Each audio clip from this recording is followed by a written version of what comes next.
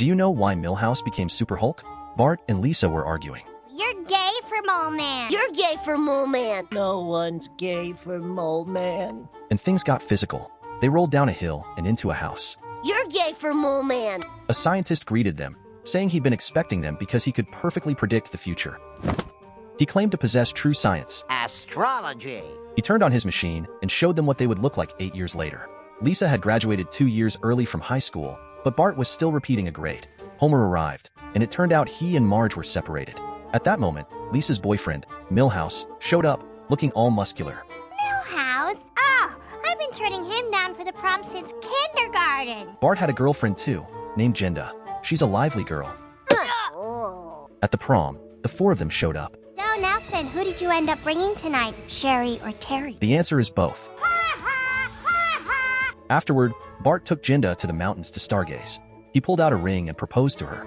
Bart promised that she could be a waitress, he'd be an apprentice, and they'd live in a trailer, constantly on the run from the cops. But that future seems too fragile to Jenda, so they broke up.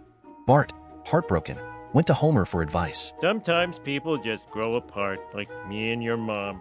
But Bart shot back, blaming Homer for spending all his money on an underwater house, which led to Marge leaving him. Homer changed the subject, suggesting they go look for new lady friends. They're going out on a submarine, but first they have to decompress for 3 hours. So, what do you do to kill time in here? There's a DVD player, but it doesn't work.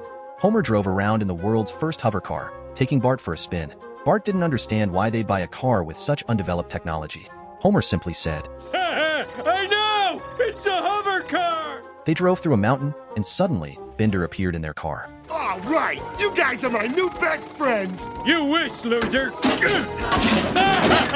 They ended up in a small town, and finally arrived at Moe's Tavern. They went in and greeted Moe and his clone. Hiya, Homer. Hi, Homer. Homer noticed 2 ladies sitting in the corner, and walked over to chat, bringing Bart with him. Bart recognized one of them, his 4th grade teacher. Oopsie! Bart joked that if he could, he'd tell his 4th grade self to study harder. Bart, maybe you should listen to this. No, now I have to start over.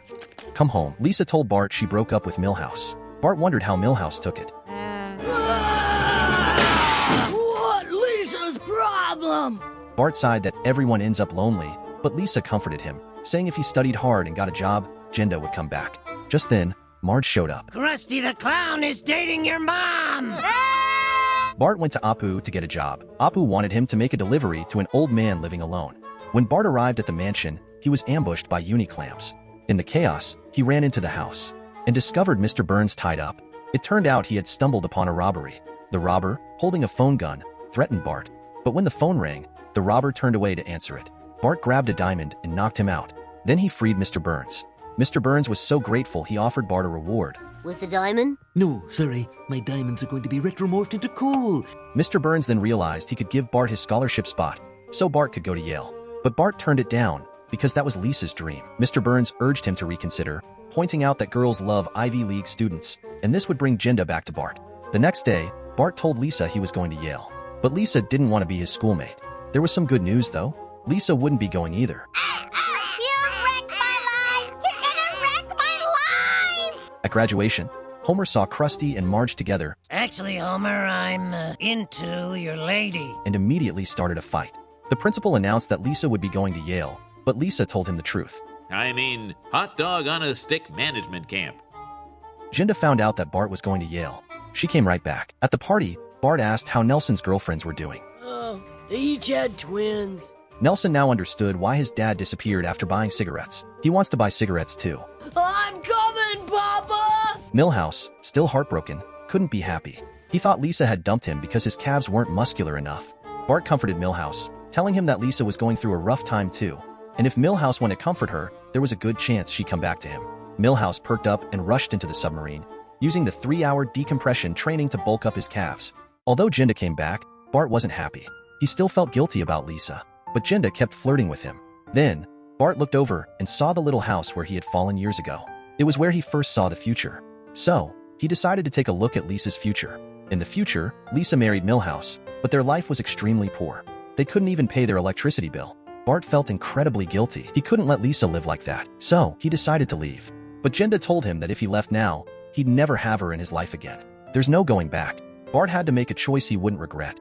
Milhouse found the heartbroken Lisa, thinking he was her savior. Just when Lisa was about to accept her tragic fate, Bart showed up in the hover car and took Lisa away. He couldn't just watch her fall into hell.